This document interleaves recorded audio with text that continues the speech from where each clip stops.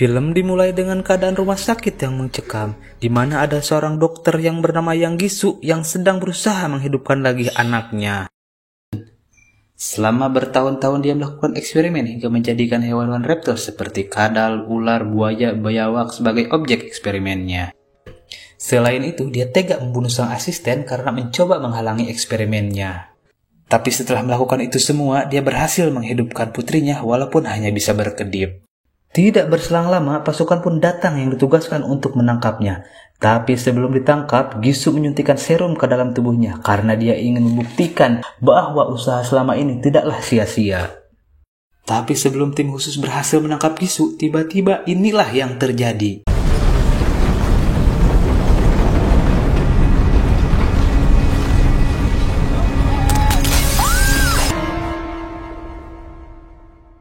Beralih ke 3 tahun kemudian, dunia sudah berubah di mana populasi manusia menurun drastis akibat bencana alam dan kelaparan. Adegan berikutnya diperlihatkan seorang pemuda yang bernama Jiwan sedang berburu buaya yang berukuran sangatlah besar. Dengan menggunakan anak panahnya, dia berhasil mengenai buaya itu. Dikira buaya itu sudah tumbang, tapi tiba-tiba malah balik menyerang Jiwan. Lalu tidak berselang lama muncullah seorang bapak-bapak gemoy dan langsung membunuh buaya itu. Dan ternyata bapak-bapak gemoy ini adalah Ma Dong-seok yang memerankan Namsan di film ini. Adegan selanjutnya diperlihatkan seorang gadis cantik yang bernama Suna. Di rumahnya yang sederhana, Suna tinggal bersama sang nenek yang selalu menjaganya. Karena kedua orang tuanya telah tewas akibat gempa 3 tahun yang lalu. Dan setelah saat itu, Suna harus bertahan hidup bersama sang nenek. Hingga akhirnya mereka sampai di sebuah desa yang warganya saling membantu satu sama lain. Selain itu, mereka membuat alat penyaring air kotor yang akan digunakan oleh seluruh warga desa. Bahkan mereka juga membuat pasar untuk memenuhi kebutuhannya, seperti yang dilakukan Jiwan dan Namsan. Di sini mereka bertahan hidup dengan cara berjualan hasil buruan, tapi karena sistem keuangan dunia telah hancur, maka kembali menggunakan sistem barter seperti zaman dahulu. Dan karena sistemnya barter, artinya barang seperti emas, berlian, sertifikat tanah, BPKB sudahlah tidak ada harganya lagi. Maka Namsan menolak perhiasan milik seorang janda yang ingin menukarkannya dengan buntut buaya. Tidak berselang lama, Suna dan neneknya pun datang untuk memberi daging. Lalu di sini terungkap, ternyata Namsanlah yang telah menyelamatkan Suna sewaktu gempa itu terjadi. Dan semenjak saat itu, Suna pun menganggap Namsan sebagai pamannya sendiri. Namun tidak lama kemudian, desa itu didatangi oleh segerombolan gangster. Dengan mobil dabreknya, dia berasal dari tempat yang bernama Spalen. Akan tetapi, lucunya mereka mengaku sebagai polisi, padahal pemerintahan sudah hancur 3 tahun yang lalu. Kemudian mereka menangkap beberapa warga yang dituduh sebagai penjahat. Tidak berhenti di sini, mereka juga ingin menangkap Suna karena masih muda, cantik, idaman para duda. Jiwan yang melihat itu pun tidak tinggal diam. Dia langsung menerjang preman itu demi menyelamatkan Suna, orang yang sangat dia sayangi. Alih-alih menolong Jiwan malah dikeroyok, dihajar bagaikan maling ayam. Tapi untungnya Namsan tidak tinggal diam. Dia kembali turun tangan dan menghajar preman itu satu persatu. Dan seperti biasanya, Mamang Namsan hanya butuh tangan kosong untuk menghajar semua preman itu. Setelah itu Namsan menginterogasi salah satu preman itu. Dan ternyata mereka adalah anak buah musuh bebuyutannya yang bernama Tiger. Lalu saat menginterogasi, Namsan pun melihat botol air bersih. Sontak Namsan pun bertanya dari mana para preman itu mendapatkan air bersih. Lalu preman itu menjawab kalau dia mendapatkannya dari sebuah apartemen yang tidak roboh. Setelah gempa sepertinya bangunan itu adalah satu-satunya bangunan yang masih berdiri kokoh. Lalu setelah mendengarkan penjelasannya, Namsan pun melepaskan mereka dan Namsan melarang untuk mereka kembali ke desa ini. Dan setelah para gangster itu tahu kalau yang menghajarnya adalah Namsan, mereka pun langsung jadi ketakutan. Ketika mereka pergi, Jiwan mengajak Namsan untuk pergi ke apartemen tersebut. Akan tetapi Namsan tidak terlalu yakin perkataan preman tersebut. Saat mereka sedang berbincang, tiba-tiba melihat ada beberapa orang berpakaian rapih yang sedang mengunjungi rumah Suna dan neneknya. Karena curiga, Namsan dan Jiwan pun langsung mendatangi mereka. Dan ternyata mereka adalah penghuni apartemen yang datang ingin mengajak Suna dan neneknya untuk pindah ke apartemen. Selain itu, salah satu dari mereka mengaku sebagai seorang guru yang bertugas untuk mencerdaskan bangsa Korea yang selamat dari gempa dan tentu saja dilakukan untuk masa depan negara tersebut. Kemudian guru itu menjelaskan kepada Suna dan neneknya bahwa di apartemen tersebut banyak makanan dan air bersih. Jadi nantinya Suna bisa merawat neneknya dengan baik. Dan dia pun bisa bersekolah dengan anak-anak yang lainnya. Mendengar penjelasan tersebut, akhirnya Suna dan neneknya mau untuk pindah ke apartemen tersebut. Dan mereka pun langsung berpamitan kepada Namsan dan Jiwan. Suna memberikan hadiah perpisahan kepada Jiwan yang berisi gambar Jiwan ketika sedang berburu binatang. Sontak Jiwan pun langsung terlihat bersemangat. Malam harinya Jiwan kembali mengajak Namsan untuk tinggal di apartemen tersebut. Namun Namsan kembali menolak karena tempat itu hanya untuk orang-orang yang terpilih. Dan selain itu dia pun masih dibutuhkan oleh warga desa. Sehingga ia memilih untuk tetap tinggal di desanya. Meskipun Namsan agak sedih karena Suna sudah pergi, apalagi Suna memiliki wajah yang sangat mirip dengan almarhum anaknya.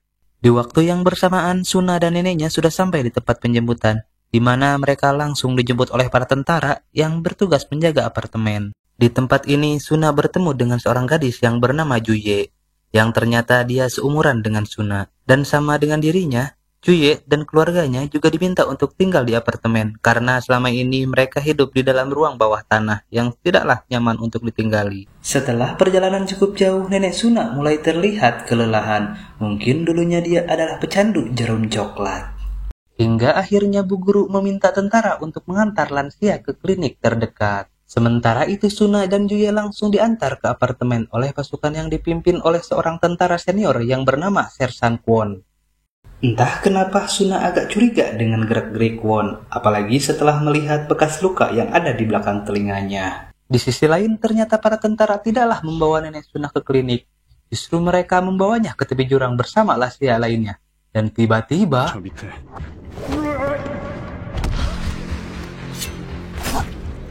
di waktu yang bersamaan Namsan dan Jiwan melihat kejadian itu. Tanpa banyak bacot, Namsan langsung menghabisi kedua tentara tersebut. Namun tidak disangka mereka bisa bangkit lagi seperti para zombie dan langsung menyerang Namsan dengan sangat membabi buta. Sedangkan Jiwan justru terlihat sangat kewalahan, tapi untungnya tentara itu menginjak jebakan Batman. Kakinya tergantung, tapi dengan sadisnya tentara itu memotong kakinya sendiri agar terlepas dari jebakan dan dia langsung menyerang Jiwan. Namun tiba-tiba ada seorang wanita misterius yang datang membantu Namsan dan Jiwan. Berkat bantuan si wanita, para tentara itu berhasil dikalahkan dengan cara memenggal kepalanya. Lalu setelah itu Namsan mengajak Jiwan untuk menguburkan sang nenek. Selepas menguburkan si nenek, Namsan langsung menghampiri wanita misterius tersebut. Dan ternyata dia adalah seorang ternama yang bernama Sersan Lee. Tapi dia bukan tentara biasa. Terbukti dengan kemampuan bertarungnya yang di atas rata-rata. Lee kemudian mengatakan bahwa tentara tersebut adalah mantan anak buahnya di pasukan khusus. Dia juga mengatakan kalau apartemen yang sering disebut-sebut adalah tempat yang sangat berbahaya. Dan untuk menjelaskan semuanya, Lee pun flashback ke setahun sebelumnya, di mana ia dan Kwon berada dalam satu pasukan yang sama. Dan pada saat itu, mereka sedang mencari orang-orang yang selamat dari gempa untuk dievakuasi ke tempat yang lebih aman. Lalu mereka menemukan sebuah apartemen yang masih utuh berdiri kokoh. Oleh karenanya, mereka memutuskan untuk menata kembali tempat tersebut bersama para warga yang selamat dari gempa. Namun pada suatu hari, datanglah seorang dokter ke tempat itu, dan ternyata dokter itu adalah Yang Gisu. Rupanya dia juga berhasil selamat dari gempa itu. Tidak lama setelah kedatangannya, Lee merasakan kejanggalan di apartemen, di mana para pemuda menghilang secara misterius. Dan ternyata mereka dijadikan objek pembuatan serum zombie agar Gizu tidak perlu makan dan minum. Selain itu, Gizu membagikannya kepada Kwon dan kawan-kawan, menjadikannya mereka mesin pembunuh yang tidak terkalahkan. Lee yang masih punya hati nurani akhirnya memberontak kepada mereka semua. Sejak saat itu, Lee memilih untuk kabur dari sana, karena tidak mungkin untuk mengalahkan mereka semua. Tapi kali ini, ia ingin kembali menyelamatkan anak muda dengan meminta bantuan Namsan. Tanpa banyak kadi-tukadi, Namsan pun langsung mau membantunya, karena dia pun ingin menyelamatkan Suna. Di sisi lain, Suna, Juye, dan keluarganya baru sampai di tempat apartemen, dan langsung disambut oleh Gisu dan semua warga. Dan ternyata, Gisu adalah pemimpin di apartemen tersebut, dan memiliki hak untuk membuat aturan bagi semua warganya. Tapi sampai saat ini, para warga belum tahu sifat asli dokter gila tersebut, karena selalu berpura-pura baik di depan mereka. Setelah menyambut kedatangan Suna dan warga lainnya, dia menyuruh para tentara untuk mengantarkan mereka ke kamarnya masing-masing. Dan benar adanya, di apartemen tersebut memanglah ada air bersih. Sementara itu, Jiwa, Namsan, dan Li sedang membuat rencana untuk menyusup ke apartemen itu. Satu-satunya cara adalah dengan masuk lewat bawah tanah. Tapi Namsan tidak mau bertindak gegabah. Dia justru ingin meminta bantuan dari seorang bos gangster yang sering keluar masuk apartemen tersebut, yaitu adalah Tiger yang tidak lain dan tidak bukan adalah musuh bebuyutannya. Namun di waktu yang bersamaan, Tiger dan anggota gengnya ternyata sedang mengadakan adu baku hantam. Dia menantang musuh yang memiliki anggota para narapidana. Tapi karena pertandingannya tidak sesuai dengan kesepakatan, akhirnya geng ini pun baku hantam saling membunuh. Dalam pertarungan ini Tiger terlihat sangar dan beringas seperti yang haus darah. Tapi tiba-tiba Namsan datang ke tempat ini, lalu dengan santainya dia berkata, Ya, kemana? melihat sosok Namsan, Tiger pun langsung mengungkit masa lalunya, di mana saat itu Namsan dan dirinya adalah atlet tinju profesional yang terbaik di Korea. Namun pada satu hari, Namsan membuat Tiger pensiun. Mendengar itu, Namsan pun mengajak Tiger untuk berduel seperti dahulu lagi. Namun Tiger menolaknya, ia malah bekerja sama dengan musuhnya untuk mengeroyok Namsan dan kawan-kawan. Mendengar itu, Namsan pun tidak takut sama sekali, karena dia yakin dia bisa mengalahkan mereka semua. Dan tanpa banyak cincong, Namsan dan kawan-kawan pun langsung beraksi.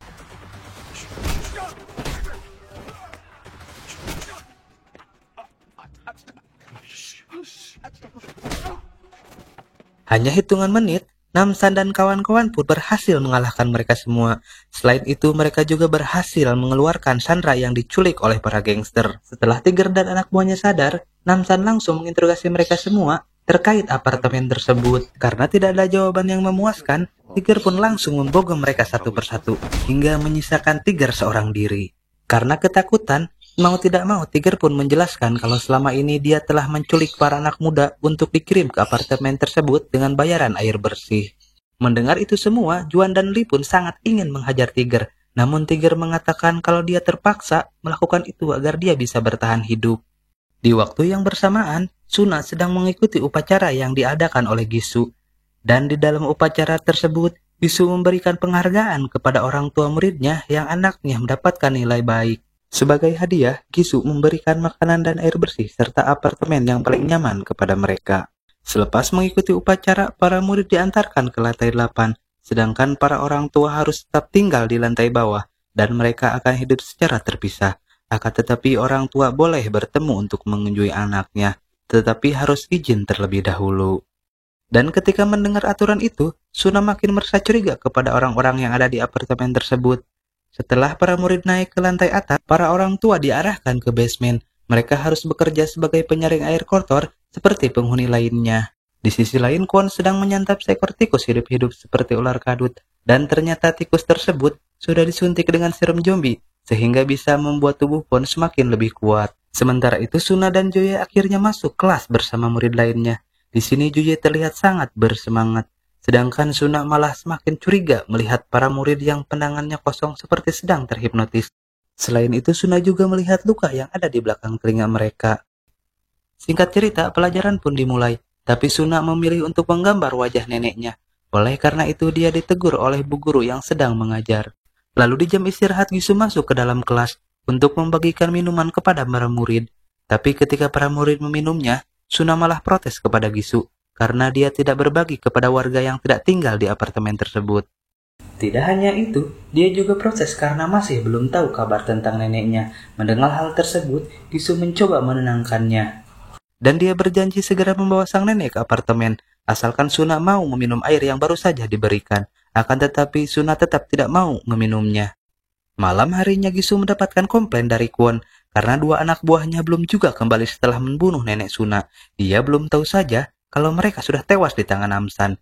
Selain itu dia juga membujuk Gisu untuk mempercepat proses eksperimennya. Karena jika tidak, sumber makanan dan air bersih akan segera habis sehingga dia membutuhkan serum yang permanen agar dia bisa hidup selama-lamanya tanpa makan dan minum. Di waktu yang sama, Suna diam-diam mencoba untuk kabur dari tempat ini. Sementara itu, orang tua Joye terlihat sedang marah-marah karena tidak diizinkan untuk bertemu anaknya. Alhasil Gisu pun mengajak mereka untuk masuk ke dalam laboratoriumnya, sebab Joye sedang berada di tempat tersebut. Tapi sebelum mereka sampai di lab, Suna sudah berada di sana terlebih dahulu. Di dalam lab, Suna melihat Joye yang sedang terbaring di meja operasi. Selain itu, dia juga melihat catatan eksperimen yang dimiliki oleh Gisu. Setelah mengorbankan ratusan anak muda, di sini terlihat jelas kalau Gisu menggabungkan gen reptil dengan gen manusia untuk menciptakan manusia yang abadi. Namun setiap orang yang menggunakan serum Gisu, dia akan berubah menjadi zombie. Lalu berselang tidak lama, Gisu dan kawan-kawan masuk sehingga Suna pun harus bersembunyi saat itu juga.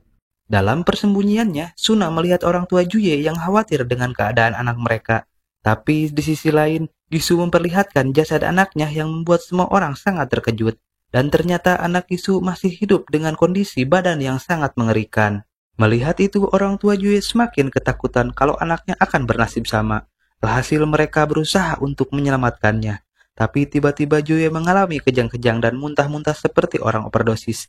Sehingga gadis itu tewas dengan sangat mengenaskan. Melihat itu, Gisu sangatlah marah karena dia belum menyelesaikan eksperimennya. Sampai akhirnya Gisu mengamuk dan membantai kedua orang tua Juye dengan sangat brutal.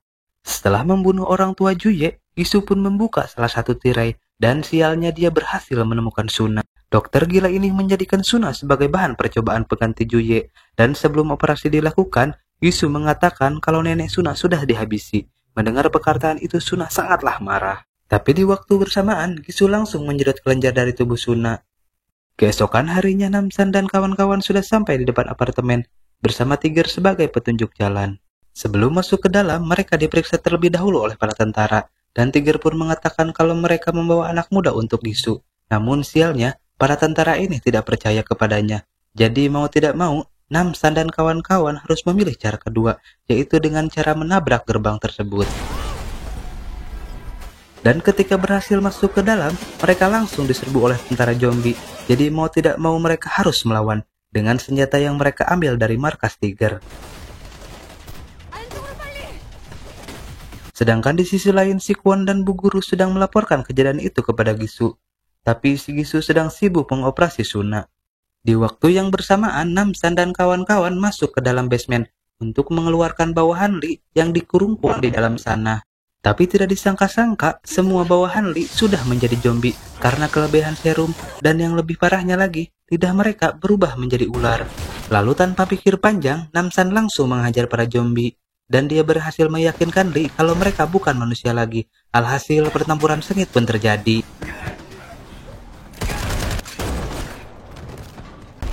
Dan dalam waktu yang sangat singkat, Namsan dan kawan-kawan mampu melumpuhkan para zombie tersebut.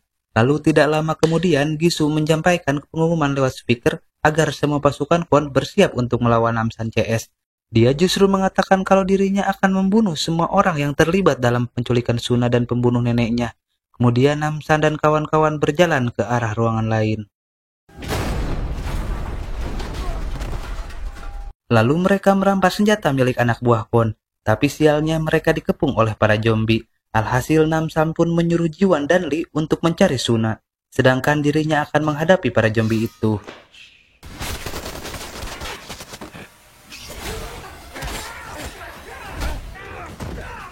Hanya dengan sekejap saja Namsan mampu membasmi para zombie itu dengan sangat mudah, sedangkan di sisi lain, Jiwan dan Lee terlihat kesulitan karena lawan mereka yang sangat susah untuk dibunuh.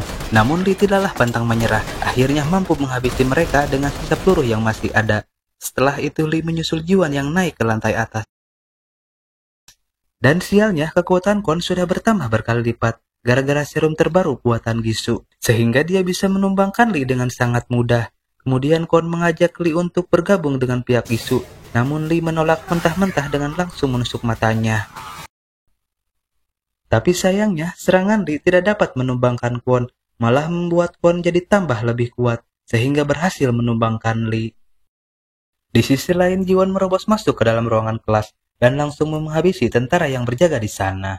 Lalu tanpa berpikir panjang, Jiwan pun menodongkan senjatanya kepada Bu Guru untuk mengantarnya ke ruangan Gisu. Namun apesnya, dia malah dicegat oleh Kwon yang menghalangi jalannya.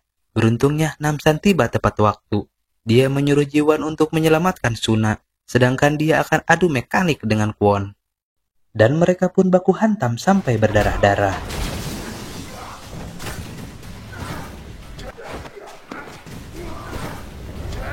Dalam pertarungan sengit itu pun, si Kwon berhasil menghantamkan kepala Namsan ke tembok hingga tembok itu pun hampir hancur. Tapi karena jiwa petarung Namsan masih ada dalam dirinya, dia berhasil membalikkan keadaan. Lalu Namsan melempar Kwon ke arah kaca dan langsung menghabisinya. Sementara itu, para murid dan penghuni apartemen memilih untuk keluar dari bangunan tersebut setelah mereka mengetahui kejahatan dan kebusukan Gisu. Di waktu yang sama, Gisu baru saja menyuntikkan serum hasil eksperimen terhadap Suna. Kemudian ia berbicara kepada putrinya dan berjanji akan mencarikan tubuh yang pas untuk dirinya. Namun tidak lama setelah itu, Gisu merasakan kesakitan dan bercak luka dari lehernya.